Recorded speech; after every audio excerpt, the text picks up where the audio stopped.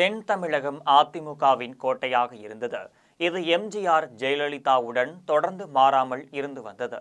எப்போதும் எடப்பாடி அதிமுகவின் பொதுச் செயலாளராக மாறினாரோ அதிலிருந்து டிடிவி தினகரன், பன்னீர்செல்வம், சசிகலாவை நீக்கியதில் இருந்து தென் தமிழகம் அதிமுகவை விட்டு போனது. 2026 சட்டமன்ற தேர்தலில் மீண்டும் தென் தமிழகம் அதிமுக கோட்டையாக மாற வேண்டும் என்றால் உடனடியாக இதை செய்ய வேண்டும் என்று அதிமுகவினர் எடப்பாடிக்கு கோரிக்கை வைத்தனர். அதை பற்றி தான் பார்க்க போகிறோம். அதிமுக பொதுச் செயலாளர் எடப்பாடிக்கு நெல்லை மாவட்டத்தில் அதிமுகவிலிருந்து ஒரு கடிதம் அனுப்பப்பட்டிருக்கிறது. அதில் வரும் சட்டமன்ற தேர்தலில் திருநெல்வேலி, பாளையங்கோட்டை ஆகிய 2 தொகுதிகளை அதிமுகவிற்கே ஒதுக்க வேண்டும் என்று கேட்கப்பட்டிருந்தது. திருநெல்வேலி தொகுதியை பொறுத்தவரை 2001, 2006, 2011, 2016 ஆகிய 4 சட்டமன்ற தேர்தலில் அதிமுக சார்பில் நயினார் நாகேந்திரன் போட்டியிட்டார். பின்னர் பாஜகவில் இணைந்த அவர் 2021 சட்டமன்ற தேர்தலில் அதிமுக பாஜக கூட்டணி சார்பில் மீண்டும் போட்டியிட்டார். இதுவரை 5 முறை திருநெல்வேலி தொகுதியில் நயினார் போட்டியிட்டு அதில் 3 முறை வெற்றி பெற்றும் 2 முறை தோல்வியும் அடைந்திருக்கிறார். அது மட்டுமல்லாமல் இந்த 25 ஆண்டுகளில் அதிமுக சார்பில் நயினாரை தவிர வேறு யாரும் வேட்பாளராக போட்டியிடவில்லை. இப்போது அதிமுக பாஜக மீண்டும் கூட்டணி அமைத்துள்ளதால் நயினார் மீண்டும் அந்த தொகுதியில் களம் இறங்குவார் என எதிர்பார்க்கப்படுகிறது. இதனால் அதிமுக சார்பில் இந்த முறையும் போட்டியிட முடியாமல் போய்விடும். இந்த நிலையில்தான் கட்சி நிர்வாகிகள் எடப்பாடிக்கு கடிதம் எழுதியுள்ளனர். சசிகலா, டிடிவி தினகரன், ஓ பன்னீர்செல்வம் ஆகியோர் அதிமுகவிலிருந்து நீக்கப்பட்ட பிறகு தென் மாவட்டங்களில் கட்சி பலம் இழந்ததாக கூறப்படுகிறது.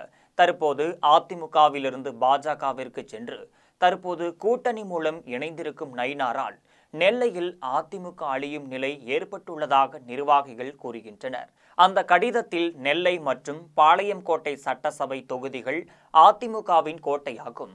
இந்த தொகுதிகளில் 2001ஆம் ஆண்டு முதல் இன்று வரை அதிமுக வீழ்ச்சி பாதையை நோக்கி சென்று கொண்டிருக்கிறது.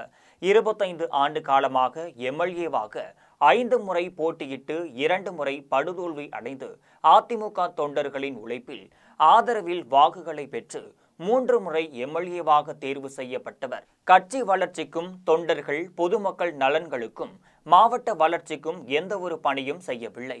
எம்எல்ஏ தனது குடும்பம் மற்றும் தனது சாதி உறவினர்களின் மைத்துனர்களின் நலனுக்காக மட்டுமே உழைத்து வருகிறார். பணத்தையும் சொத்தையும் மட்டுமே குவித்து வருகிறார். எம்எல்ஏ அலுவலகத்திற்கும் வருவது கிடையாது. இரட்டை இலை சின்னத்திற்கும் தாமரை சின்னத்திற்கும் வாக்களித்த நெல்லை, பாளையங்கோட்டை பொதுமக்கள் அதிமுக தொண்டர்கள் மற்றும் நிர்வாகிகள் தெருவில் நிற்கின்றனர். இந்த நிலையில்தான் அதிமுக அழிவு பாதையில் இருந்து வருகிறது. 25 ஆண்டுகளாக தொண்டர்கள் மிக மிக மோசமான பாதிப்பில் கஷ்ட நஷ்டத்தில் இருந்து வருகின்றார்கள்.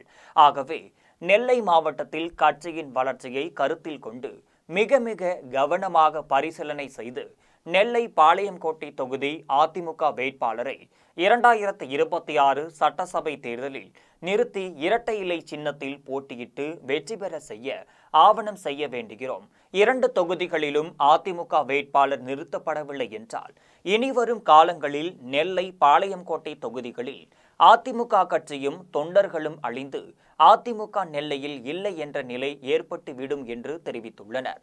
2021 சட்டமன்ற தேர்தலில் டிடிவி தினகரனை கூட்டணியில் எடப்பாடி சேர்க்காததால் தென் தமிழகத்தில் 36 தொகுதிகளில் அதிமுக தோற்று போனது. இந்த முறையும் சசிகலா, ஓபிஎஸ், டிடிவி தினகரனை சேர்க்காமல் போனதால் மீண்டும் திமுக கூட்டணியே தென் தமிழகத்தில் வெற்றி பெற அதிக வாய்ப்பு இருப்பதாக சொல்லப்படுகிறது. சுடுபட்டும் எடப்பாடி இன்னும் திருந்தவில்லை.